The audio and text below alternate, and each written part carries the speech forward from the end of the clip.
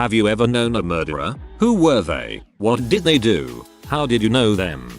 So my friend brought over this hot Asian stripper to watch UFC one night. He was a bouncer at the club where she worked. He told me that she had killed her boyfriend in self-defense. Couple weeks later the chick is all over the news because it turns out that's not exactly what happened. She actually shot him in the face when he was asleep.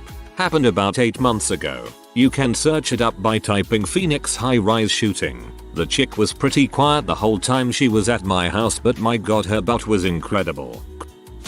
My child's bio dad. Him and his friends shot 2 people. One died. It was gang related. He was in and out of juvie as a kid. Had a violent past. No parental guidance at all. I got out when I realized he wouldn't change. My kid doesn't know him or what he did. One day that's gonna be a hard story to tell. He has about 24 years left. He's wrote couple times. Doesn't seem to have any remorse. He's caught up in that prison life now. It's a shame. I asked my dad once if he had ever killed anyone. He was in the army for a few years and then in a bike gang and a coke dealer that would deal off a knife about 10 years before I was born. He said that wasn't a conversation one should have with their daughter. He used to sleep with a teddy bear he named Roller Polar, called us cute pet names, and would make up lyrics to rap songs. He also worked his butt off about 13-hour days to feed 3 kids as a single father because my mother never left the drug life. So yeah, IDK, what to really say. He was a bad man when he was younger but a decent father when he was old. This really touched me. People get into some crap when they're younger. I like to think having children changes a lot of people for the better. Your father sounds like a good man. Not gonna say his name, but I had a childhood friend who murdered his girlfriend by running her over in the street. He died in court from a stress-induced heart attack on the day of his trial. Growing up, I didn't really think much of him. According to my parents, he would steal stuff from me, which I got back, and he would constantly try taking me to his house. He just kinda fell off of the map, so I stopped hanging out with him. I found out through my grandparents who told me what happened to him. Coming to find out, he had a slew of problems, one being mental retardation. I don't know how he got a license. I honestly don't mean to be mean when I say that.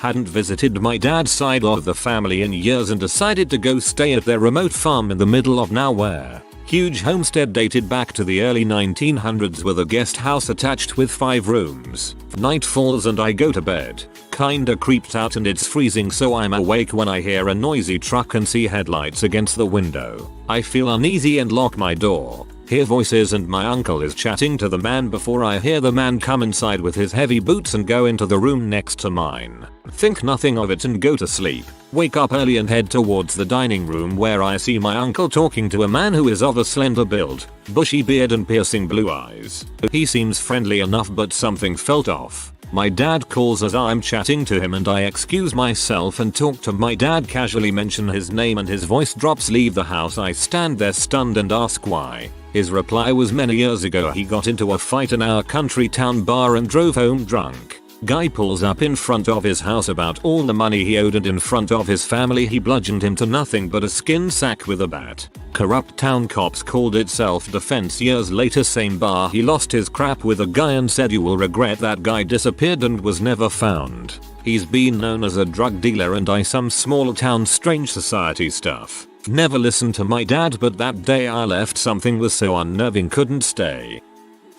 Remember the 2 students at Virginia Tech who killed a younger girl last year? I was friends in high school with the girl who helped him hide the body. It's weird, we shared a hotel room on a school trip. I've slept next to her, worked on projects with her, Snapchatted, and then she helped someone carry out a premeditated murder. Crazy. I never would have guessed. This guy I went to middle school with killed someone over a TV, a small bag of weed, and like $4 cash. His cousin and a friend of theirs were also involved. He worked at Wendy's near my job at the time and we used to chat a bit each time we saw each other. I found out when another guy who knew him posted the news link on Facebook. It was his cousin, not his brother, and some more details. There's a family that used to live across the street from my mom's place. It was a married couple and the wife's elderly father. One day I'm sitting on my mom's porch when the wife come running up to our house screaming. I then heard one gunshot, followed by 4 quick shots. We got the wife inside and called 911. Turns out her husband was an abusive alcoholic, and her father called him out on it. The husband was so out of it and in a blackout rage that he put a gun. That's when the woman ran to our house. The father managed to barricade himself in a room and grab another firearm. The first shot was the husband hitting the father in the chest. The other 4 were them firing off at each other. When I was a teenager, there was a young man that lived up the street from me. He was very clean cut, polite, helpful around the neighborhood. There was also a series of violent robberies in the area. In fact, the little market my mom worked at was robbed on the one night of the week my mom was off. The woman who worked that night was bludgeoned with a club. Also, a few weeks earlier, a man was murdered about 7 miles away, and the victim was decapitated. Well, it turned out that the very man who was so polite and helpful and clean cut was the killer. He was the one who killed the man, robbed the store, bludgeoned the woman and committed the rest of the local robberies and debaucheries. When the police searched his house, they found among the many weapons a photograph of him holding the man's head. Obviously he had an accomplice. So I learned a great lesson. Smiling faces can't always be trusted, and a cold-blooded killer doesn't necessarily look like a motley bearded character. A killer can look just like the handsome guy next door. My oncologist. His name is Dr. Farid Fatah. He is currently in Jackson Prison, Michigan, serving 45 to life. He was arrested for insurance fraud. He was giving patients without cancer chemo and giving terminal patients unnecessary chemo. It was a mess. I had to go to the FBI office in Detroit to get my medical history before I could start looking for a new oncologist. A real close friend of mine, we used to sit next to each other during all middle school, is still in jail for murder. He used to deal drugs, and once, he was just 18, he repeatedly stabbed a client who refused to pay for his dose. He was a sweetheart, even my mom loved him. He used to spend a lot of time at my place, really caring, generous, and protective. I used to be more fragile during those years, and he helped me a lot to deal with bullies. Unfortunately, he grew up in the wrong neighborhood of the city, with older people making him fight against other kids since really young to be entertained and to bet on them. This always reminds me not to judge anyone, and that even the greatest people suffer from their surroundings. Never have been brave enough to visit him in jail though, and I always think about it. You should visit him. You saw his true self. One of my neighbors did a home invasion robbery, broke into an old lady's house, robbed her, violated her, strangled her. He did it when he was 18 years old, and he'll be 53 this year. He spent his entire adult life in prison. He's also a distant cousin, but I don't know the exact connection. Don't particularly want to know.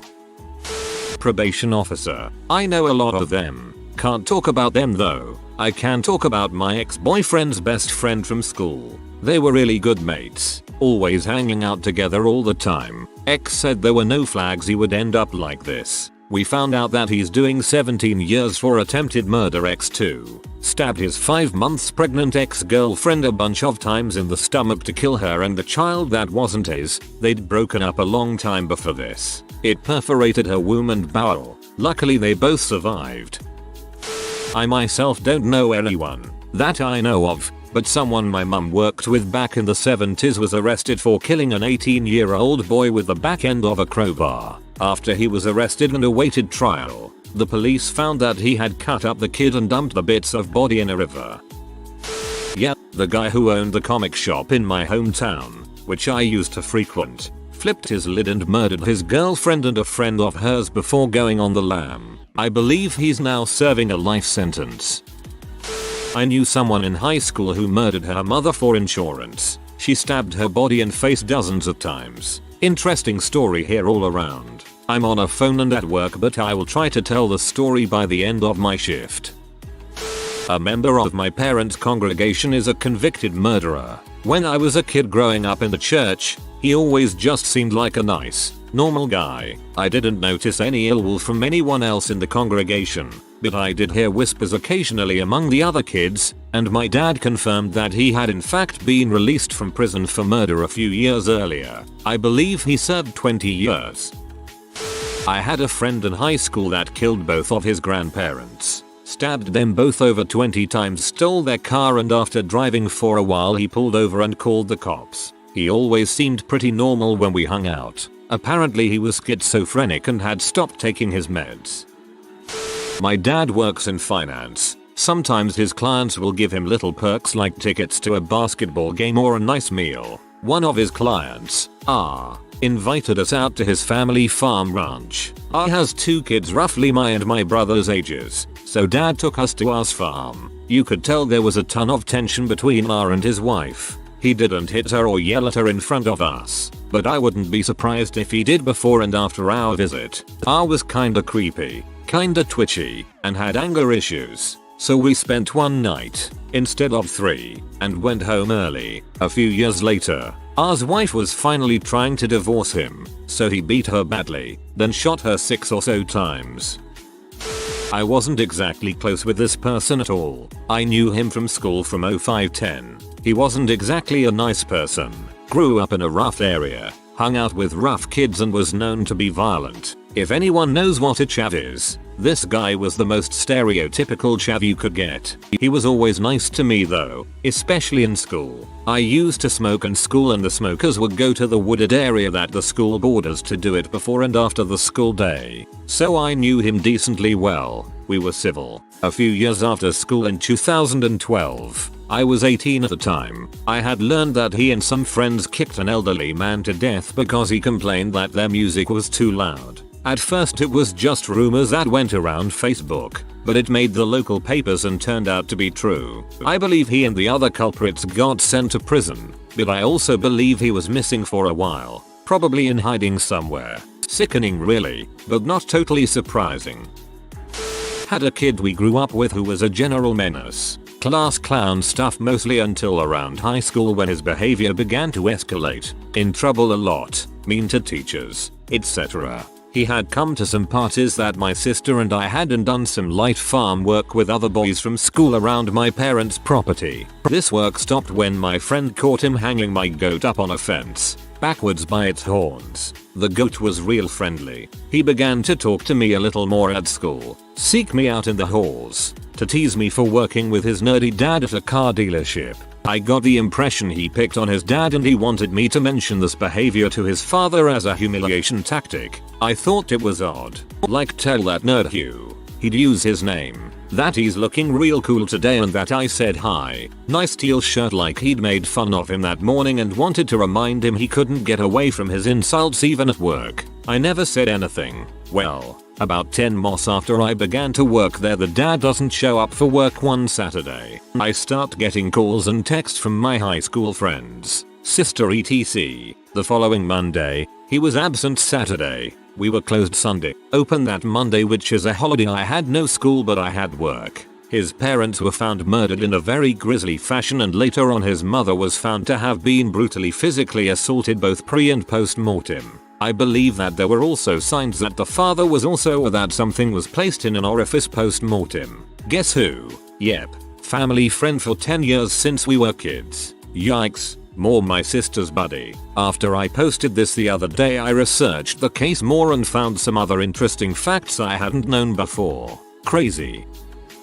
My friend's stepdad. He ended up strangling my friend's mother to death, then stabbing her lifeless bod, all while my friend was asleep in the next room. The guy came into my friend's bedroom, stood over her and asked her if she loved him, then proceeded to stab her 30+ times with a screwdriver in the arms, face and chest. She survived by crawling down the stairs and outside to get help. They found the stepdad a while later and I think he's serving life in prison. I also still have photos of the crime scene, somewhere. I worked with one briefly. In the late 90s I was working a job where one of the other employees had been in trouble with the law. When he got out of jail, the boss took pity on him and gave him a second chance. His first night back they put him to working with me, but he was completely useless. I had a rather unpleasant and messy 2-man job to get done, but every time I turned around he was off on the other side of the plant just talking to someone. I didn't want to be a jerk, so I told him that we needed to get done with what we were doing. After that, I didn't care what he did for the rest of the night. 15 minutes later I look up and he's gone again. Just as I was about to go looking for help, the boss shows up and asks where the other guy is. I had to admit I didn't know. Boss tracks him down and chews him out. At this the guy goes absolutely ballistic, accuses us of being xenophobic and storms out. The boss locks the door behind the jerk and lends me a hand until I could finish up by myself. 2 days later I come into work to see a bunch of people passing around the front page of the local newspaper with this guy's picture on it. Sometime within 24 hours of his rage quitting his job, he'd murdered someone. Let me tell you, that was a weird feeling. When I was an undergrad there was an older guy in one of my classes. We invited him to study with us and he was really blunt and straightforward with us about his past. He had done 22 years for killing a man while on drugs and was on parole. He wanted us to know so we could decide if we felt safe. A couple people left, but man, was he smart and enjoyable company. It taught me a lot about making snap judgments. We studied all semester and he turned out to be a decent person. He graduated that spring and told me one of the last times I SSW him that he had gotten a job at an addiction help center. My next door neighbor shot his wife while she slept. He found out that she was cheating on him. Her plan was to drain their bank account and run off with her lover, but somehow he found out.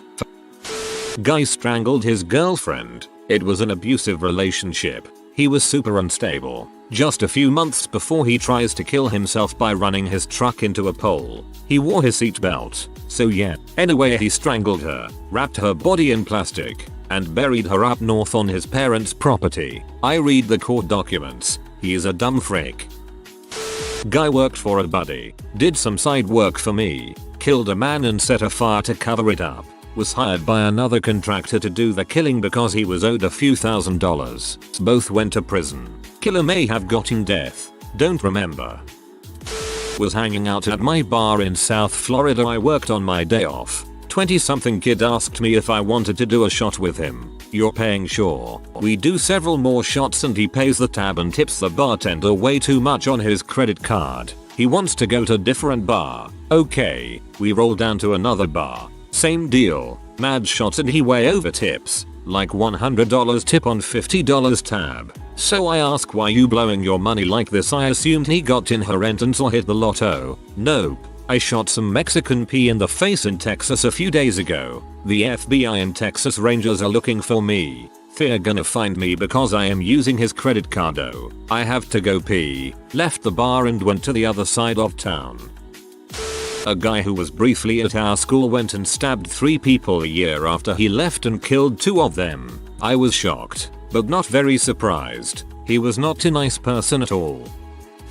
Lots. I'm a nurse at a hospital for inmates, so we have all sorts of criminals. One of my patients last week hacked up a Kirby vacuum cleaner salesperson. My brother used to sell those. Didn't think it would be that dangerous. A kid I went to grade school with. He was pretty messed up even in 3rd grade. I remember the teacher talking to us when he was absent one day, telling us not to be alone with him, to report scary behavior. He talked about animal torture and he kept a pencil in his desk covered in boogers. He stored them there. He killed someone in his teens. In high school, one boy I knew killed another boy I knew over possible testimony over a burglary charge. There was a murder in my hometown. A guy had petrol thrown over him and he was set alight. 2 boys I went to school with were arrested some years later for it, but let off due to lack of evidence. One of them bullied me in school, so my biased opinion is that he's more than capable. They never did charge or convict anyone though.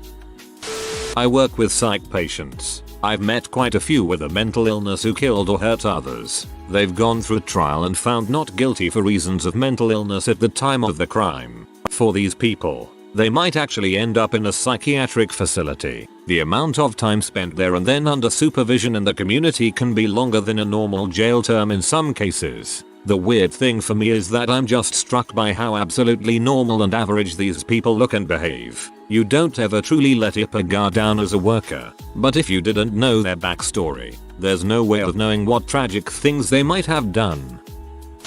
My biological father killed his best friend on a bad drug trip. There was a gun involved, but my dad killed his friend with his bare hands and passed out. I have a source, but I'm on mobile, so I'll link it later. He passed away about 5 years ago and I never really knew him as I've been in foster since I was 17. Pretty fun looking up your parents hoping to find an obituary or something, but you read that. I feel for you here as someone that's tried to research their father. I can't imagine how hard that must have been. There was a guy I knew in high school. I competed with him. We shared hotel rooms. When he invited me to his bare knuckle boxing club in the woods behind the school, seriously, I knew he was probably going to end up in jail one day. He's currently awaiting trial over the death of a priest. Some people, you just know. We had a guy come to my church who had just gotten out after 40 some years in prison for murder. He was a great guy who really loved Jesus and knew the Bible. He had gotten saved while in prison and witnessed to my inmates. After only about 8 months of being out, he died. Sad, but glad to have known him the little I did.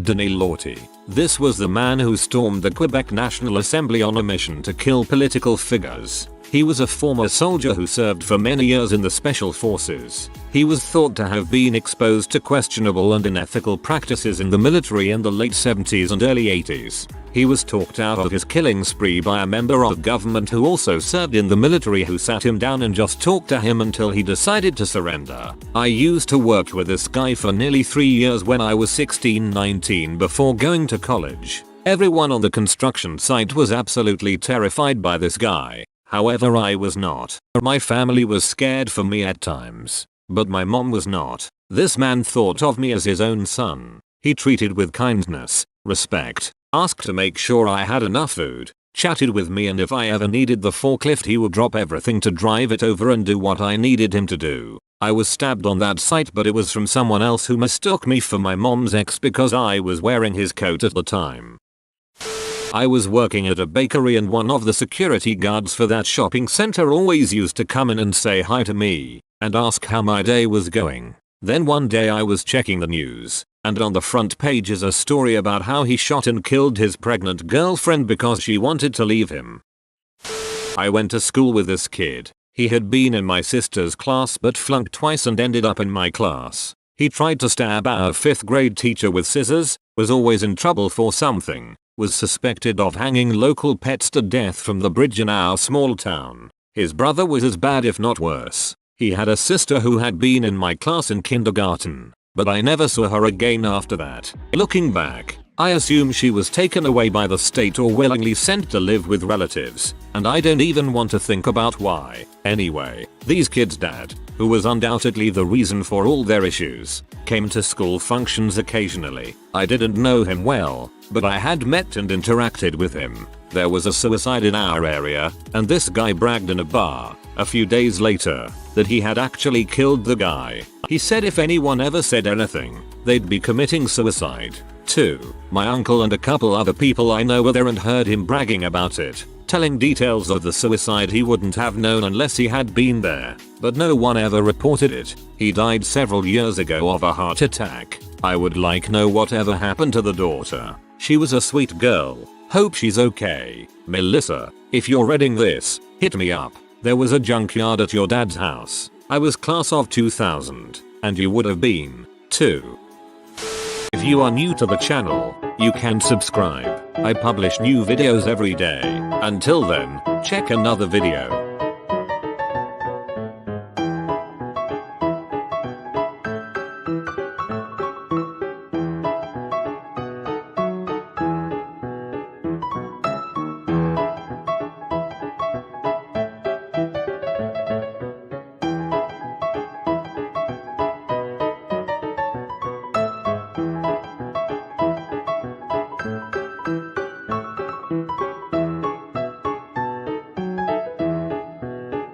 Bye for now.